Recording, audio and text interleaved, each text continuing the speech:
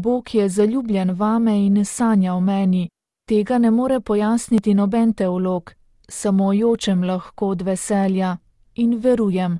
Tako lahko povzamemo homilijo papeža Frančiška med današnjo jutranjo mašo v kapeli doma svete Marte, med katero je spregovoril o božji ljubezni do človeka.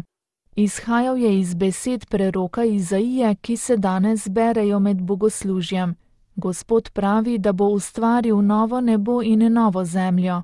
Papež je poudaril, da je drugo božje stvarjenje še bolj čudovito od prvega, kajti ko Gospod ponovno naredi svet, razdejan zaradi greha, ga naredi v Jezusu Kristusu. V tej obnovi vsega Bog razodene svoje neizmerno veselje. Vidimo, da je Gospod zelo navdušen, je pojasnjeval papež. Govori o veselju in reče: radoval se bom nad svojim ljudstvom. Gospod razmišlja o tistem, kar bo storil, razmišlja, kako se bo on sam veselil s svojim ljudstvom. Kot da so to Gospodove sanje. Gospod sanja, ima svoje sanje. Njegove sanje so sanje o nas.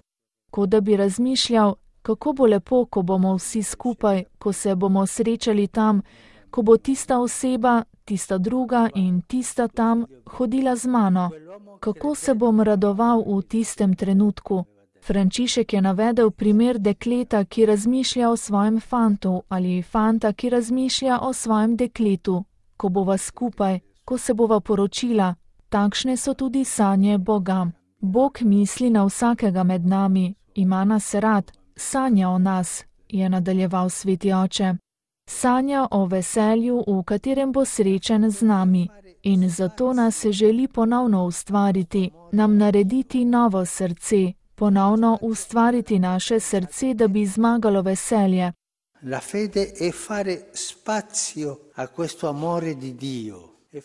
Vera pomeni narediti prostor za to božjo ljubezen, narediti prostor za božjo moč. Moč nekoga, ki me ljubi, ki je vame zaljubljen in ki se z mano želi veseliti. To je vera, to pomeni verovati, narediti prostor Gospodu, da bo prišel in me spremenil, je dejal papež Frančišek.